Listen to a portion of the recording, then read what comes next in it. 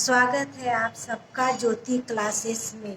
आज हम DElEd second semester math का लेक्चर लेकर आपके सामने आए हुए हैं और ये चैप्टर 4 का है। इसके पहले हम चैप्टर 3 कंप्लीट कर चुके हैं। जो हमारा पहला चैप्टर 3 वीडियो नहीं देखा होगा वो जाकर ग्रुप में जाकर देख लेगा या फिर मेरे वीडियो को सब्सक्राइब कर देगा, तो जो भी हम नया वीडियो डालेंगे उसका लिंक आपके ग्रुप में आ जाएगा या फिर आप उसका नोटिफिकेशन आप पे आ जाएगा और आप आसानी से उसको देख सकते हैं। चलिए आइए हम देखते हैं चैप्टर 4 में हमें क्या पढ़ना है। ये चैप्टर थोड़ा बड़ा हुआ है, इसीलिए हम इसको पार्ट 1 और पार्ट 2 में करके आप लोगों को बताएंगे। तो चैप्टर 4 का पार्ट 1 में हम क्या देखते हैं, चैप्टर 4 में हमें क्या पढ़ना है आइए देखते हैं। पूर्ण संख्याओं पर संक्रियाओं जिसमें जोड़, घटाना, गुणा तथा भाग के प्रगुण, इस चैप्टर का नाम है। इसको हम इस चैप्टर के अंतर्गत अध्ययन करेंगे। इस चैप्टर में हम क्या क्या पढ़ेंगे आइए उस पर एक नज़र डालते हैं। इसमें हम देखेंगे पूर्ण संख्या क्या होती है। इसके पहले जो चैप्टर था उसमें हमने बताया हुआ है, फिर भी यहाँ पे हम फिर से बता देंगे। और फिर उसके बाद संख्या रेखा पर योग, संख्या रेखा पर घटाना, संख्या रेखा पर गुणा, पूर्ण संख्याओं पर संक्रियाओं के प्रगुण, इतने सारे टॉपिक को आज हम इसमें कवर करेंगे।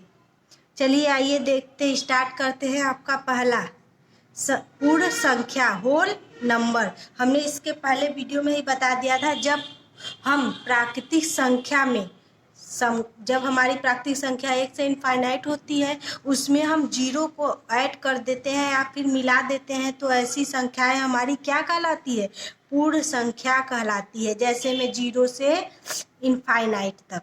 ठीक, आगे हमको क्या पढ़ना है, संख्या रेखा पर निरूपण। हम ये जो हमारा पूर्ण संख्या है इसको रेखा पे किस तरह से निरूपित करते हैं। आइए एक लाइन खींचते हैं, उस पे हम इस संख्या रेखा को क्या कर देंगे, निरूपित कर देंगे। यहाँ से मान लीजिए 0 1 2 3 4 5 6 7 ... इनफाइनाइट तक। ठीक, अगला आपको पढ़ना है संख्या रेखा पर योग, यानी ये जो हमारी पूर्ण संख्या है इसको संख्या रेखा पर योग किस प्रकार से दर्शाते हैं। ऐसे नहीं समझ में आ रहा है, आइए एग्जाम्पल के माध्यम से देखते हैं। 2 जैसे हमने ले लिया 2 तथा 2 का योग, 2 और 2 का योग।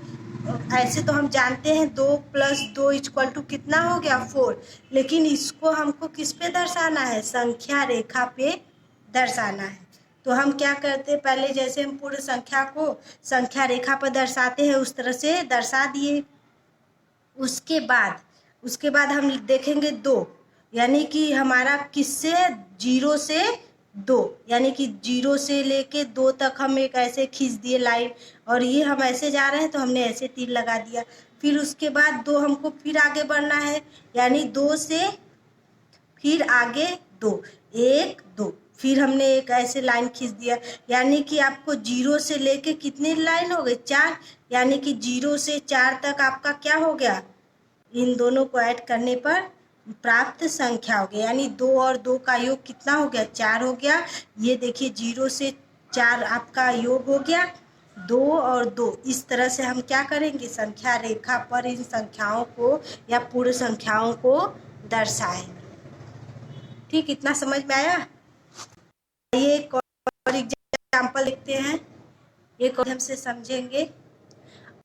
2 और 8 का योग, 2 और जानते हैं कितना होता है, 2 + 8 कितना हो गया, 10, लेकिन हमको इसको किस पे दर्शाना है, संख्या रेखा पे। तो संख्या रेखा पर 2 है, 2 जब भी स्टार्ट करेंगे हम 0 से स्टार्ट करेंगे, तो 0 से लेके 1 और 2, यानी हमने 0 से 2 पर बढ़ा दिया। फिर हमें कहाँ बढ़ाना है, 8 लाइन और आगे, 1 2 3 4 5 6 7 8, यानी कि 2 से लेके किस पे हो गया आपका, 10 पे। 2 से 10 पे हमने ये बढ़ा दिया। ठीक, अब 0 से लेके लास्ट में जो जहाँ पे मिल रहा है, देखिए कितनी संख्या हो गई। 1 2 3 4 5 6 7 8 9 10, यानी कि 2 और 8 का योग हो गया 10। इस तरह से हम संख्या रेखा पर पूर्ण संख्याओं के योग को दर्शाते हैं। 2 हमने एक्सरसाइज दिया हुआ है, इसको सॉल्व करके आप हमको व्हाट्सएप करिएगा या फिर किसी भी माध्यम से बताइएगा। चलिए आगे देखते हैं। योग तो हो गया, अब घटाएं किस तरह, यानी पूर्ण संख्या का संख्या रेखा पर घटाना। अब देखिए, जैसे हम 5 से 3 घटाना, जैसे 5 है उसमें से हम क्या करेंगे, 3 माइनस करेंगे तो कितना आ जाएगा, 2 आ जाएगा। अब देखिए, अब क्या करें, पहले कितनी संख्या ले, 5, तो हम 0 से लेके 5 संख्या ले लिए, यहाँ से यहाँ तक ले लिए। ठीक, अब इसमें से 3 क्या कर दिए, माइनस कर दिए, यहाँ से लेके 3 माइनस कर दिए, तो मेरा क्या बचा, यही 2 ही तो बचा, 1 और यानी कि 2 हमारा क्या हो गया, बचा। अब इस तरह हम संख्या रेखा पर घटाना को दर्शाते हैं। ठीक, अब आगे देखिए, जोड़ हो गया, घटाना हो गया। अब क्या करेंगे, पूर्ण संख्या का संख्या रेखा पर गुणन, यानी गुणा किस तरह करते हैं। अब देखिए, हमको जैसे 2 और 5 का गुणा करना है। यहाँ पे 2 गुणे 5 कितना होता है, सब लोग जानते हैं कितना, 2 गुणे 5 इक्वल टू 10। इतना सब लोग जानते। इसको किस पे दर्शाना है, संख्या रेखा पे दर्शाना है। तो हमने जिस तरह से संख्या रेखा को निरूपित करते हैं उस तरह से निरूपित कर दिए। अब जब भी हमको लेना है 10 से आगे की संख्या लेंगे, तभी तो हम 10 तक निर्धारित करेंगे। अब देखिए, पहले कितना है, 2 हमने ले लिया, 0 से 2 एक बार ले लिया। ठीक, अब देखिए 2 का कितनी बार मल्टीप्लाई किया गया है, 5 बार, यानी कि हमको 2 कितनी बार लेनी होगी, 5 बार लेनी होगी। तो हम 2 एक बार ले लिए, फिर इसी तरह 1 और 2, फिर 2 से आगे 2 ले लिए, फिर 1 और 2 फिर ले लिए, 2 बार हो गया, 3 बार हो गया, 4 बार हो गया और 5 बार हो गया। इसी तरह हमको 2 को 5 बार। अब गिनिए, 1 2 3 4 5 6 7 8 9 10, यानी टोटल संख्या कितनी हो गई, यहाँ 0 से 10 तक, यानी कि 2 और 5 का मल्टीप्लाई आपका कितना हो गया, 10 हो गया। समझ में आया आपको? 1-2 बार करिएगा, खुद से देखने के बाद खुद से 1-2 बार करेंगे तो आप लोग खुद ही करने लगेंगे। एग्जाम्पल के माध्यम से देखते हैं, थोड़ा नहीं समझ में आया होगा तो इस एग्जाम्पल में और अच्छे से समझ में आ जाएगा। जैसे हमने 5 गुणे 3 का मान ज्ञात करना है संख्या रेखा पर, 5 और 3 को लेना है, तो हम पहले कौन सी संख्या लेंगे, 5। अब देखिए 5 का कितनी बार मल्टीप्लाई किया गया है, 3 बार मल्टीप्लाई किया गया है। तो हम क्या करेंगे, पहले 0 से 5 एक बार ले, पहली बार हो गया। अब कितनी बार है, 3 बार। फिर 5 से 5 बार आगे, 1 2 3 4 5, फिर ये कितनी बार हो गया, दूसरी बार। फिर यहाँ से 5 आगे, ये कितनी बार हो गया, तीसरी बार हो गया। यानी टोटल कितना हो गया, ये यहाँ से गिनेंगे तो कितने पर आएगा, 5 15, यानी 5 और 3 का मल्टीप्लाई 15 हो गया। और इसका मल्टीप्लाई 15 होता है। संख्या रेखा को इस तरह हम क्या कर सकते हैं, निरूपित कर सकते हैं। आगे चले,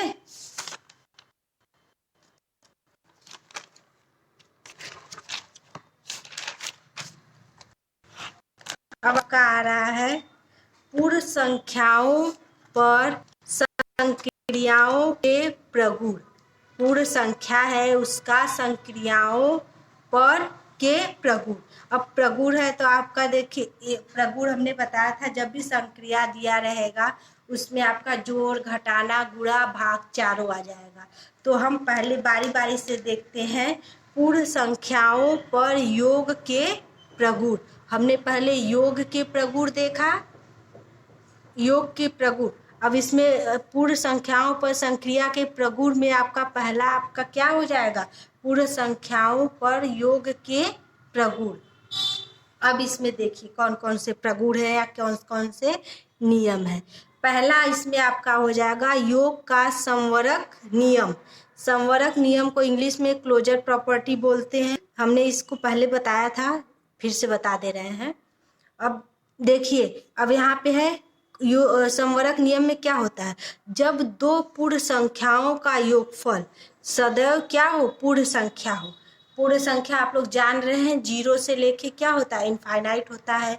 ठीक, अगर जीरो से इनफाइनाइट है तो कोई भी पूर्ण संख्या को जब हम ऐड करते हैं तो हमारी क्या हो, पूर्ण संख्या ही हो। जैसे यहाँ पे हमने 2 और 3 2 5 5, ये भी देखेंगे एक तरह से क्या है, पूर्ण संख्या है। आपका 5 भी क्या है, पूर्ण संख्या है। तो ये आपका हो जाएगा योग का संवरक नियम फॉलो कर रहा है। इसी तरह 9 और 6 ले लिए, 9 6 15, 15 भी आपका पूर्ण संख्या है। इधर की भी संख्या क्या है, पूर्ण संख्या। आपका योग का संवरक नियम क्या कर रहा है, फॉलो कर रहा है। अब फार्मूला के माध्यम से, जैसे a plus B equal to C, जब आपका a और b संख्याएं हैं तो आपका जो c होगा वो भी पूर्ण होगा, तभी आपका क्या होगा, योग का संवरक नियम फॉलो करेगा। यहाँ पे कोई भी मान रख सकते हैं आप। अगला देखिए, योग का क्रम विनिमय नियम या प्रगुण। अब इसको इंग्लिश में क्या बोलते हैं, कम्यूटेटिव प्रॉपर्टी। अब इसमें क्या है, दो पूर्ण संख्याओं का योग क्रम, मतलब कह सकते हैं का योग का क्रम बदलने से अपरिवर्तित रहता है। इसका मतलब कि जैसे आपका दो पूर्ण संख्या दिया हुआ है, उसके क्रम को चेंज कर दे, उसके क्रम को चेंज कर दे तो जो मान होता है या फिर जो मान आता है उसमें कोई परिवर्तन नहीं होता है। जैसे 5 और 7 का योग कितना हो गया, 12। जब हम इसके क्रम को चेंज कर दीजिए, 7 और 5 को ऐड करेंगे तब भी आपका क्या होगा, 12 ही होगा। यानी कि इसके क्रम को बदलने पर जो मान होते हैं वो अपरिवर्तित होते हैं। फार्मूला के माध्यम से a plus B equal to C, B plus A equal to C, कोई भी किसी में ऐड करेंगे आपका सी होगा। ठीक है, आगे देखिए, ज्यादा फास्ट तो नहीं हो रहा है ना। चलिए, योग का तत्समक अवयव या नियम। योग का तत्समक अवयव क्या होता है, किसी पूर्ण संख्या में शून्य को जोड़ने पर संख्या में कोई परिवर्तन नहीं होता है। जैसे आपका कोई भी संख्या आपको दिया हुआ है, उसमें आप शून्य को ऐड करेंगे तो जो आपका संख्या रहता है उसमें कोई परिवर्तन नहीं होता है। जैसे 7 में हम 0 जोड़ेंगे तब भी 7 आया, 8 में 0 जोड़ रहे हैं तो हमारा 8 ही आ रहा है। अगर हम 2 में 0 जोड़ेंगे तब भी आपका 2 ही आएगा, या 0 में 5 जोड़ेंगे तब भी आपका क्या आएगा, 5 आ रहा है। कोई परिवर्तन हो रहा है, नहीं। तो इसका मतलब कि जब कोई पूर्ण संख्या उसमें 0 को ऐड करेंगे तो उसके मान में कोई परिवर्तन नहीं होता है। अब आगे देखिए, योग का साहचर्य नियम, इस ला। अब इसमें क्या है, प्रगुण में 3 संख्याओं के योग में किन्हीं 2 संख्याओं का योग पहले निकाल देने के बाद तीसरी संख्या का योग करने पर योगफल में कोई प्रभाव नहीं पड़ता है। अब देखिए, इसका मतलब ये है कि हम जैसे कोई ABCD 3 संख्या ले लिए, अगर पहले और दूसरे का एक में ऐड करने पर तीसरे के साथ फिर ऐड करेंगे तो जो मान आता है वही मान पहले को जब अकेले रखने के बाद तीसरे को ऐड करेंगे तब वही आता है। तो इसी को क्या बोलते हैं, योग का साहचर्य नियम। जैसे हम यहाँ पे 4 प्लस 3 5, जैसे मान लीजिए हमने यहाँ पे लिया 2 प्लस 9 प्लस 6। ठीक, अब इसका मान कितना आ गया, 9 6 15, 15 2 17, 17 आया। अब देखिए, अब जब हम इन दोनों को एक साथ ले रहे हैं, यानी कि 2 प्लस 9 प्लस 6 इक्वल टू कितना हो गया, 17। देखिए, 2 प्लस 9 15, 15 17। जब हम इन दोनों को एक साथ में पुनः हम 2 प्लस 9 एक में प्लस 6 अकेले ले रहे हैं तब भी क्या हो जा रहा है, 17 ही आ रहा है। 9 2 11 प्लस 6 इक्वल टू 17। यानी कि पहले और दूसरे और तीसरे को एक साथ लेने पर और पहले और दूसरे को एक साथ लेने पर इसके जो मान होते हैं उसमें कोई परिवर्तन नहीं होता है। ठीक, चलिए आगे बढ़ते हैं।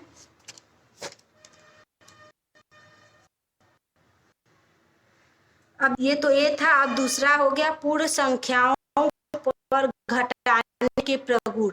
हमने पढ़ा है, ठीक उसी प्रकार से घटाने के प्रगुण को पढ़ेंगे। इसमें पहला आपका है घटाने नियम।